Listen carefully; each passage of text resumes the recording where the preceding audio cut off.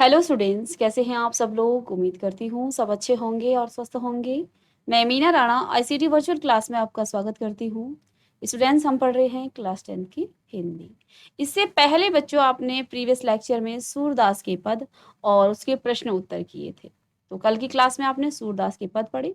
आज हम आपकी क्षितिज भाग 2 के दूसरा जो आपका है, जिसमें हम पढ़ेंगे राम लक्ष्मण और परशुराम संवाद। तो ये कविता के रूप में है और ये तुलसीदास जी ने लिखा है, रामचरितमानस से लिया गया है। तो इसमें राम लक्ष्मण और परशुराम जी के बीच संवाद चलता है। जब श्री राम जी शिव जी के धनुष को तोड़ते हैं, इस बात से क्रोधित होकर परशुराम जी उस सभा में आकर के उन सभा के सभी लोगों से पूछते हैं कि ये धनुष किसने तोड़ा। तब इस पर जो है श्री राम और लक्ष्मण जो है जवाब देते हैं। लक्ष्मण विनम्र श्री राम जो है विनम्र होकर जवाब देते हैं, लेकिन लक्ष्मण जो है क्रोधी स्वभाव के हैं, इसलिए वो परशुराम जी से जो है कटु वचन बोलते हैं और इन दोनों के बीच यहाँ पर काफी संवाद चलता है। इसी को हम यहाँ पर पढ़ेंगे। तो इससे पहले हम तुलसीदास जी, जिन्होंने ये रामचरितमानस लिखा है, उनके जीवन परिचय के बारे में जानेंगे। चलिए। तो तुलसीदास जी का जन्म हुआ था उत्तर प्रदेश के बांदा जिले के राजापुर गांव में और सन 1532 में इनका जन्म हुआ था। कुछ विद्वान इनके जन्म के बारे में जो है मतभेद है। जन्म स्थान को सौरों जिला एटा भी मानते हैं। तुलसी का बचपन बहुत संघर्षपूर्ण था। जीवन के प्रारंभिक वर्षों में ही माता पिता से उनका विछोह हो गया था। कहा जाता है कि गुरु कृपा से उन्हें राम भक्ति का मार्ग मिला, यानी इन्हें जो है गुरु ने राम भक्ति का जो है पाठ पढ़ाया और ये इसी जो है रास्ते पर चले। वे मानव मूल्यों के उपासक कवि थे। राम भक्ति परंपरा में तुलसी अतुलनीय है। इन्होंने रामचरितमानस कवि की अनन्य राम भक्ति और उनके सृजनात्मक कौशलों का मनोरम उदाहरण है। उनके राम मानवीय मर्यादाओं और आदर्शों के प्रतीक हैं, जिनके माध्यम से तुलसी ने नीति, स्नेह, सील, विनय, त्याग जैसे उदात्त आदर्शों को प्रतिष्ठित किया है। रामचरितमानस उत्तरी भारत की जनता के बीच बहुत लोकप्रिय है और मानस के अलावा इन्होंने लिखी कवितावली, गीतावली, दोहावली, कृष्ण गीतावली, विनय पत्रिका आदि इनकी प्रमुख रचनाएं हैं। सभी जानते हैं रामचरितमानस से हर व्यक्ति जो है परिचित है और ये हमारे भारत के इतिहास में जो है, भारत के विदेशों के इतिहास में जो है रामचरितमानस पढ़ी जाती है और ये जो है सबसे प्रमुख है। इसके अलावा भी इन्होंने कई मानस लिखे हैं।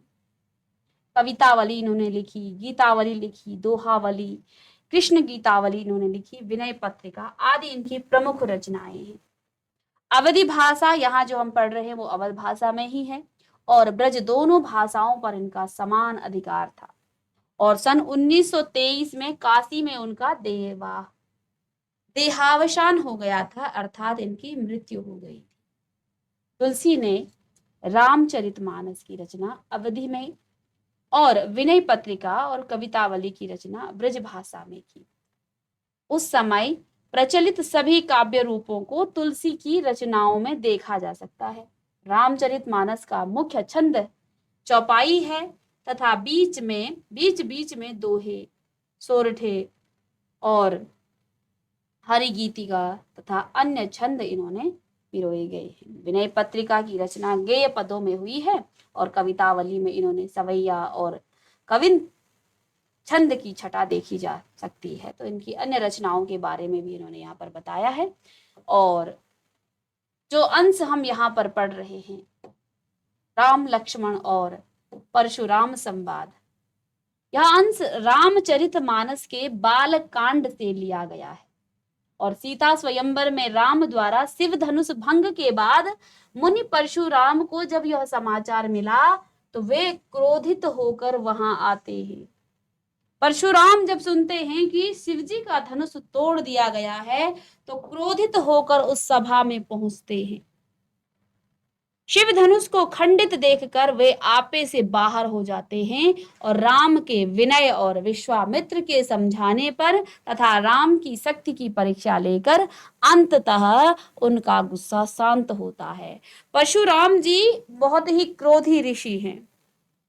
ठीक है, तो यहाँ पर उनके बीच राम लक्ष्मण और उनके परशुराम के बीच जो है संवाद चलता है।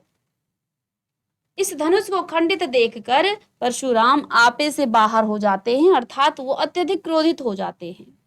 लास्ट में अंत में राम ने विनय किया, विश्वामित्र ने उनको समझाया और राम की शक्ति की जब उन्होंने परीक्षा ली तो अंततः उनका गुस्सा शांत हो जाता है। इस बीच राम लक्ष्मण और परशुराम के बीच जो संवाद हुआ उस प्रसंग को यहाँ प्रस्तुत किया गया है। परशुराम के क्रोध भरे वाक्यों के उत्तर जो है लक्ष्मण ने व्यंग भरे वचनों से देते हैं और इस प्रसंग की विशेषता है लक्ष्मण की वीर से पगी व्यंग्योक्ति एवं व्यंजना शैली का सरस अभिव्यक्ति। तो रस यहाँ पर लक्ष्मण जी जो है जानते हैं कि परशुराम बड़े क्रोधी ऋषि हैं और बड़े शक्तिशाली भी हैं, इसके बावजूद भी वो उनसे व्यंग करते हैं। तो यही यहाँ उनकी वीर रस का यहाँ पर जो है बहुत ज्यादा प्रयोग किया गया है, क्योंकि लक्ष्मण जो हैं क्रोधी हैं लेकिन वीर भी हैं।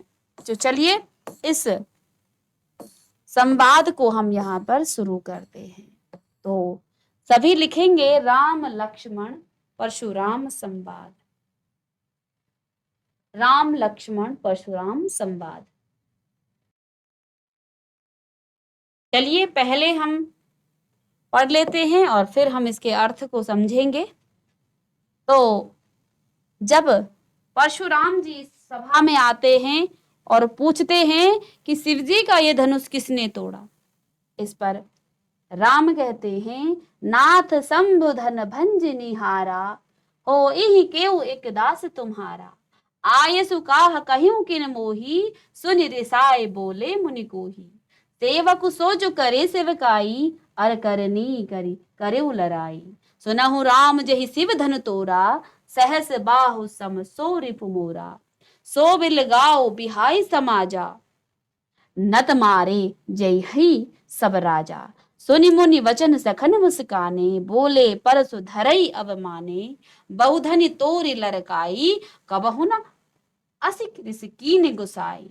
यही धन पर ममता कही हेतु, सुन रिसाए कह भृग कुल केतु।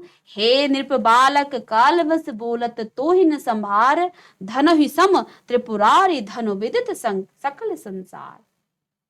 तो जब परशुराम जी ने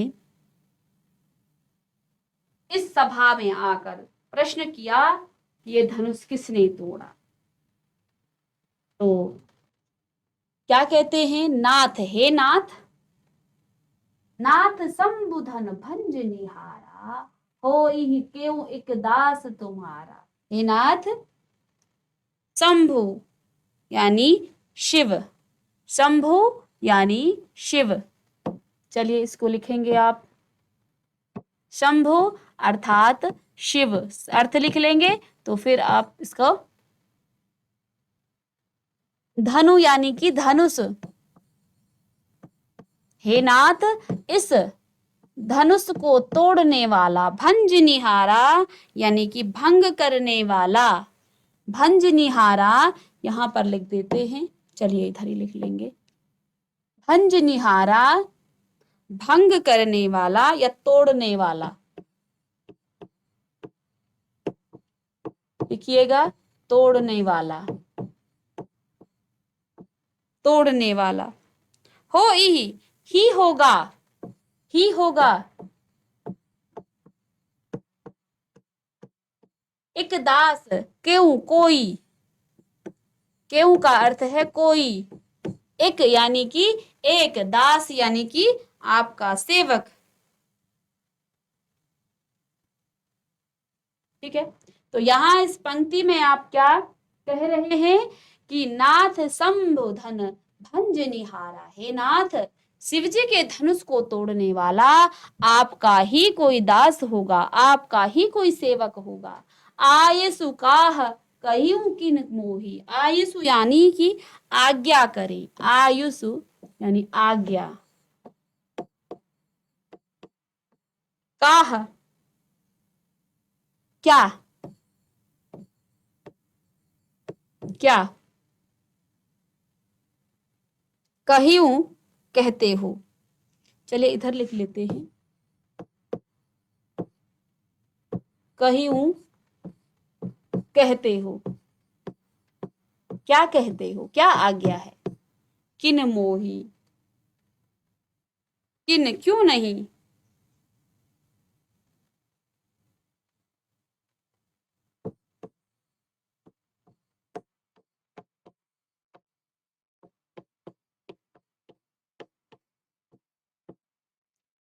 क्या कहते हैं, क्या आज्ञा है, मुझे क्यों नहीं कहते हो। आय सुकाह, कहियूं किन मोही। मोही का अर्थ है मुझे, मोही मुझे कहें।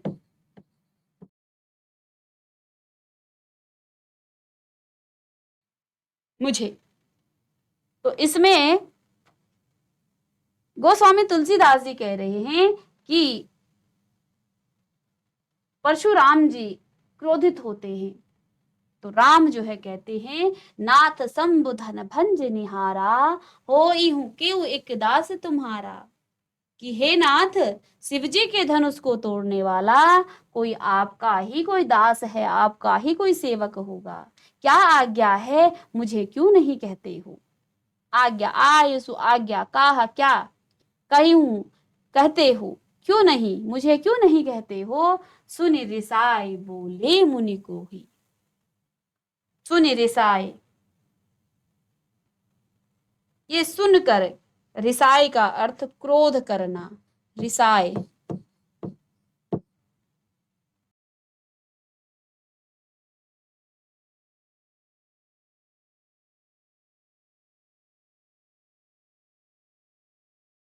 क्रोध करना।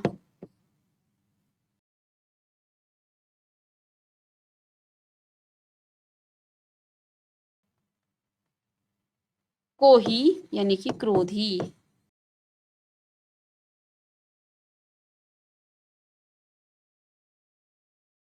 को ही यानी क्रोधी। सुनि रिसाए बोले मुनि को ही, मुनि जो है ये वचन सुन करके क्रोध करते हैं। तो क्या कहा, सुनि रिसाए बोले मुनि क्रोही, क्रोधित होकर मुनि बोले कि सेवक सो जो करे सेवकाई। सेवक तो वो होता है जो सेवा करता है, सेवकाई। अर करनी, करिऊ, करिऊ लड़ाई, जिसने ये काम किया है वो तो लड़ाई यानी कि युद्ध करने के योग्य है। अर करनी, जिसने ये काम किया है, अरि करनी का अर्थ है जिसने ये किया है वो तो युद्ध करने, शत्रु का काम किया है। अर करनी, जिसने ये किया है वो शत्रु के समान है, शत्रु का काम किया है वो तो लड़ाई करने के योग्य है। सुनहु राम जहि शिव धनु तोड़ा, हे राम जिसने ये शिव जी का धनुष तोड़ा है। सहस्र बाहु सम सो रिपु मोरा, वो सहस्त्र बाहु के समान मेरा शत्रु है। अब सहस्त्र बाहु जो है ऋषि परशुराम जी का शत्रु किस प्रकार से था। अब हुआ क्या, परशुराम जी के पिता जमदग्नि के पास जो है कामधेनु गाय थी, और एक बार कार्त्यवीर अर्जुन जो है, जो कि चंद्रवंशी राजा थे, वो इधर जो है शिकार के लिए आते हैं और इस कामधेनु गाय को देखते हैं। इधर वो परशुराम जी के पिता जमदग्नि से उस गाय को मांगते हैं, उनसे जो है आग्रह करते हैं, लेकिन जमदग्नि जो है उनको वो गाय नहीं देते हैं। तो वो बलपूर्वक जो है उनसे वो गाय लेकर के चले जाते हैं। इधर जब परशुराम जी को पता चलता है कि कार्त्यवीर कार्त्यवीर्य जो है वो उनके पिताजी से इस कामधेनु गाय को जो है बलपूर्वक ले गया है, तो उधर जाकर के वो क्या कर देता है, वो कार्त्यवीर को यानी कि सहस्त्रबाहु, इसकी 1000 भुजाएं थी, उसको मार करके पुनः जो है इस गाय को वापस लाता है। वापस लाता है तो जो कार्त्यवीर अर्जुन था उनके पुत्रों को पता चलता है कि उनके पिता का वध हो गया है, परशुराम जी ने उन्हें मार दिया है। तो वो जाते हैं पुनः जमदग्नि जी के आश्रम में, लेकिन वहां उन्हें परशुराम नहीं मिलते हैं। तो इनके पुत्रों के द्वारा जमदग्नि जी का वध किया जाता है। इधर जब परशुराम जी लौटते हैं तो उनको पता चलता है, तो वो कार्तिक वीर्य अर्जुन के पुत्रों को तो मारते हैं, साथ में उस समय जितने भी उन क्षत्रिय कुल के राजा थे सभी का वध करने का प्रण लेते हैं और सभी राजाओं का वध कर देते हैं। तो अब आगे यहाँ पर हम इसमें यही पढ़े, तो क्या कहते हैं, सहस्त्रबाहु की तरह जो है वो मेरा क्या है, शत्रु है। सुना हूं राम जय शिव धनु तोड़ा, हे राम सुनो, जिसने शिव जी का ये धनुष तोड़ा है वो सहस्त्रबाहु के समान मेरा क्या है, शत्रु है। रिपु का अर्थ है शत्रु, मोरा। और सहस्त्रबाहु के बारे में आप जान चुके हैं। तो बिलगाओ बिहाई समाजा, या तो वो इस, अभी हम अर्थ भी नेक्स्ट क्लास में दिखाएंगे सभी, अभी आप समझ लीजिएगा, हम आपको सारे एक एक करके अर्थ भी लिखाएंगे। तो क्या कहते हैं, सो बिलगाओ बिहाई समाजा, या तो वो इस समाज से, इस पूरे जहां जो सभा वहां बैठी थी उस समाज से अलग होकर के बताए कि किसने ये काम किया है। सो बिलगाओ बिहाई समाजा, नत मारे जय हई सब राजा, नहीं तो मैं यहाँ उपस्थित सभी राजाओं का वध कर दूंगा।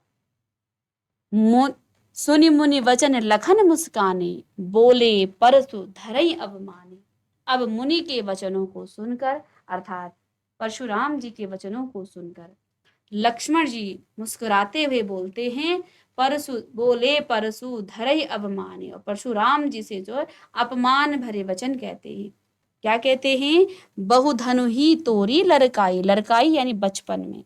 ऋषि से कहते हैं कि हे मुनिवर, हमने बचपन में बहुत सारी धनुहियां तोड़ी हैं। क्योंकि देखिए पहले धनुष विद्या ही सिखाई जाती थी, तो उसमें जब आप धनुष से बाण चलाना सीखेंगे तो छोटी छोटी जो धनिया हैं जिनसे आप धनुष बाण चलाना सीखते हैं तो वो टूट भी जाती थी। तो अब कहते हैं लक्ष्मण जी कि बहुधनु ही तोरी लड़काई, हमने तो बचपन में बहुत सारे धनुहियां जो है, छोटी छोटी जो धनुष हैं वो तोड़ी थी। कबहु न असिर सिकीनी गुसाई, हे गुरुवर, हे मुनिवर, आपने इतना क्रोध तो कभी भी नहीं किया। यही धनु पर ममता के ही हेतु, आपको इसी धनुष पर इतनी ममता क्यों है, इतना मोह क्यों है, इतना प्रेम क्यों है।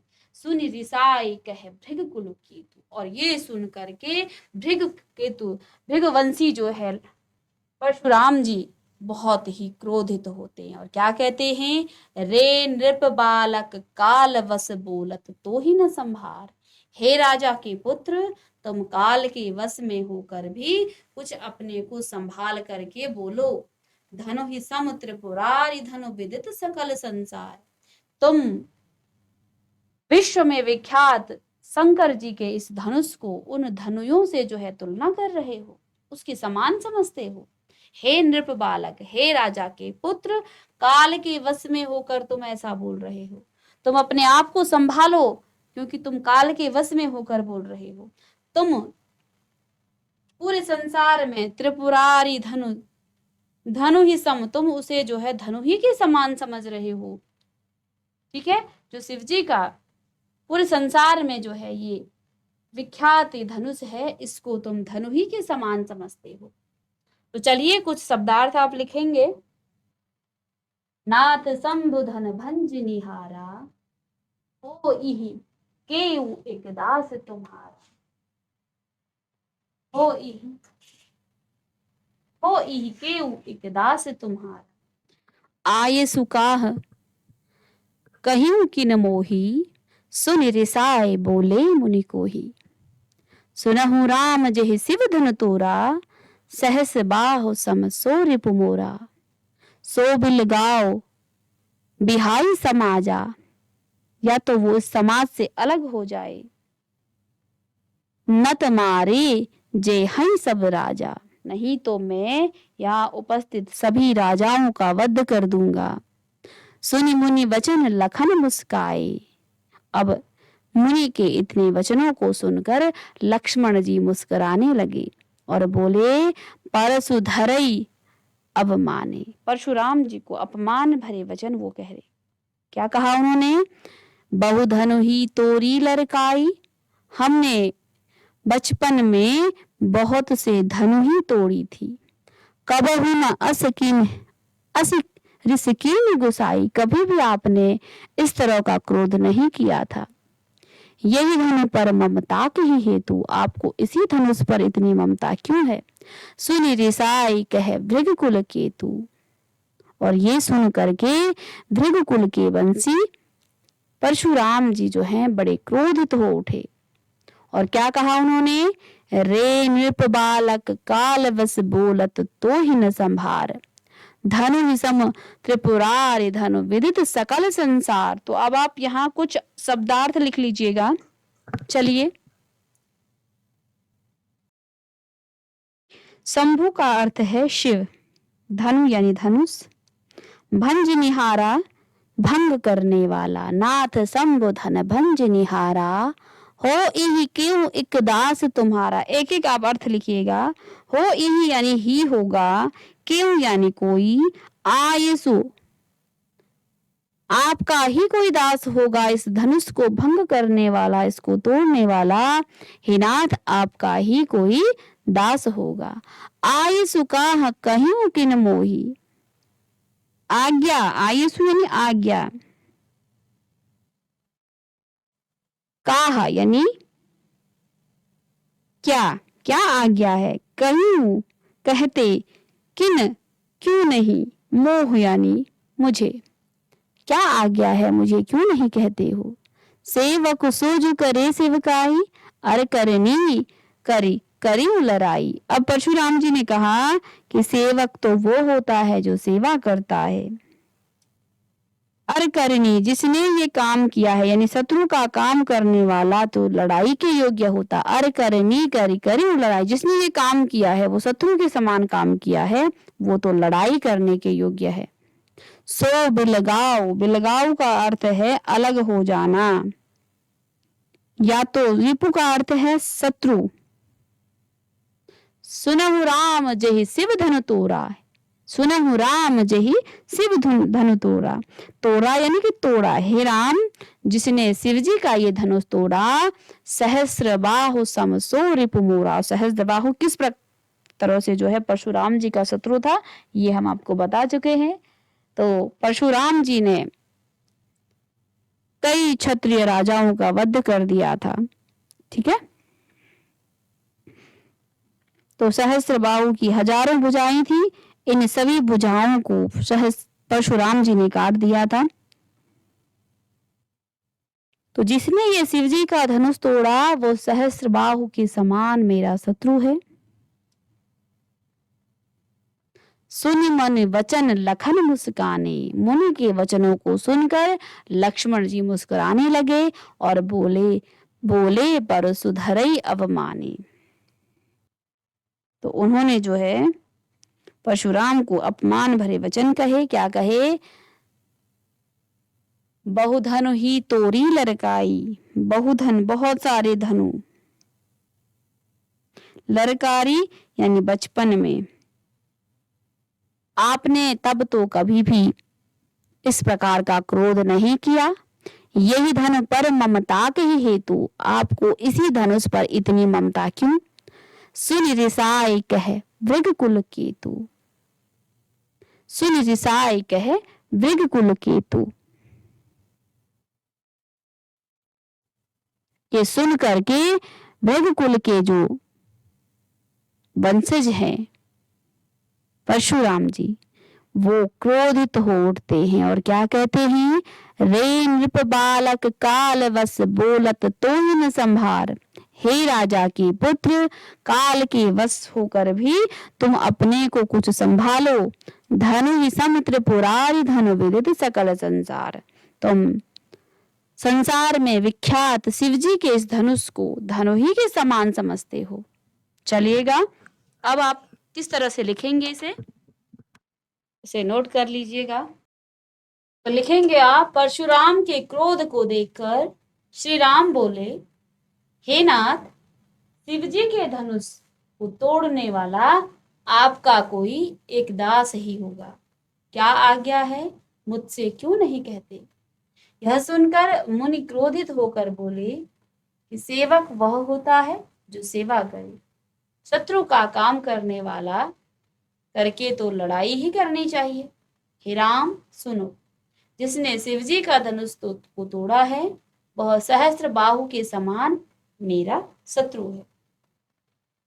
वह इस समाज को छोड़कर अलग हो जाए, नहीं तो सभी राजा मारे जाएंगे।